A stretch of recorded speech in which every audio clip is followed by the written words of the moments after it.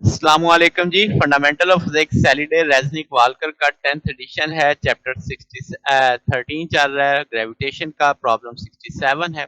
हमसे मांगा जा रहा है स्पीड बताओ और पीरियड बताओ 220 केजी सैटेलाइट का, जो कि 640 किलोमीटर है above the surface of earth. फिर कहता है सपोज करो ये सैटेलाइट अपनी एनर्जी लॉस कर रहा है 1.4 10 पर 5 जूल पर ऑर्बिटर रेवोल्यूशन, यानी हर चक्कर में इतनी एनर्जी कम हो जाती है। तो रीजनेबल अप्रोक्सीमेशन देखते हुए कि सैटेलाइट जो ऑर्बिट करेगा सर्कल, यानी उसका सर्कल ऐसा ऐसा कम होता जा रहा है। सैटेलाइट का अल्टीट्यूड बताना है, स्पीड बताना है, पीरियड बताना है at the end of 1500 revolution, यानी जब वो 1500 चक्कर काट चुका होगा, फिर नई ये सिचुएशन के अंदर उसका अल्टीट्यूड, स्पीड और पीरियड कितना होगा, क्योंकि वो एनर्जी जाया कर रहा है। फिर वो कह रहा है what is the magnitude of average retarding force, किस वो जो एनर्जी कम हो रही है, जाहिर है किसी फोर्स की वजह से कम हो रही है, उस फोर्स का मैग्नीट्यूड बताना है। क्या एंगुलर मोमेंटम कंजर्व होगा सैटेलाइट के लिए और सैटेलाइट अर्थ सिस्टम के लिए। तो बारी बारी काफी सारी चीजें हैं आपके पास। सबसे पहले हम स्पीड देखते हैं। ऑर्बिटल स्पीड का टूल हमें पता है जीएम ओवर आर। आर हमें पता निकाल चल जाएगा 7.01 10 पर 6।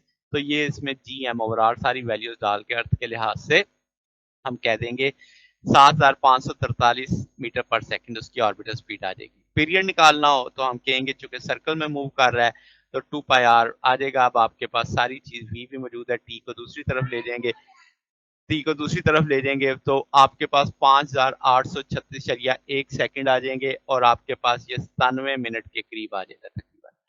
अब जनाब क्या है कि अब अगली सिचुएशन में वो कह रहे हैं चूंकि एनर्जी लॉस हो रही है, तो अब आप बताओ अल्टीट्यूड, स्पीड और पीरियड। तो हम कहेंगे कि भाई आपके पास F is equal to M V square, उसकी काइनेटिक एनर्जी हम निकाल लेंगे इनिशियल वाली। तो वो अब आपके पास 1/2 एम वी स्क्वायर, दोनों तरफ 2 से मल्टीप्लाई कर दिया। G M M over 2 R, इस सारे में वैल्यूज प्लेस कर देंगे तो ये -6.26 10 पर 9 जूल आ जाएगी। ये शुरू में जब हमने स्टडी करना शुरू किया। अब जब 1500 ऑर्बिट वो चक्कर लगा चुका होगा तो हम कहेंगे इब्तदाई एनर्जी और जो एनर्जी लॉस एक रेवोल्यूशन में एनर्जी काट रही थी -n 1500 आ जाएगी।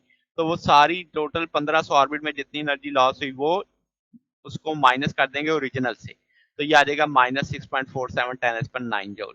तो अल्टीट्यूड कैसे निकालेंगे, तो हम कहेंगे भाई अब आपको यहाँ से पता है कि आर तो 1500 और अल्टीट्यूड के बाद की एनर्जी भी पता है, आर को दूसरी तरफ ले जाएंगे, ये इस तरफ आ जाएगा। इस सारे में वैल्यूज प्लेस करेंगे 6.78 10 पर 6 मीटर आ जाएगा। अब ये आर है, सेंटर से दूरी है, जबकि हमें अल्टीट्यूड चाहिए। अल्टीट्यूड चाहिए होगा तो एच बराबर आ जाएगा आर माइनस आर ही, वो सब्ट्रैक्ट करेंगे 4.1 10 पर 5 मीटर आ जाएगा। ऑर्बिटल वेलोसिटी जो नई सिचुएशन के अंदर है उसमें हम नया दूरी डाल देंगे, जितना उसकी सेंटर से दूरी है वो वैल्यू डाल के 7670 मीटर पर सेकंड उसकी स्पीड आ जाएगी। टाइम पीरियड उसका एक चक्कर काटने का एस इक्वल टू 2 पाई और टी है, वी पता है तो टी को दूसरी तरफ ले जाएंगे, सारी वैल्यूज डालेंगे तो 92.5 मिनट आ जाएंगे। रिटार्डिंग फोर्स का कंसेप्ट ले आते हैं तो वर्क हो रहा होगा जो जाहिर है उसे रोक रहा है, तो हम इसे नेगेटिव के साथ कंसीडर कर लेते हैं -fs। अब जाहिर है ये वर्क उतना ही होगा जितनी एनर्जी का लॉस हो रहा है।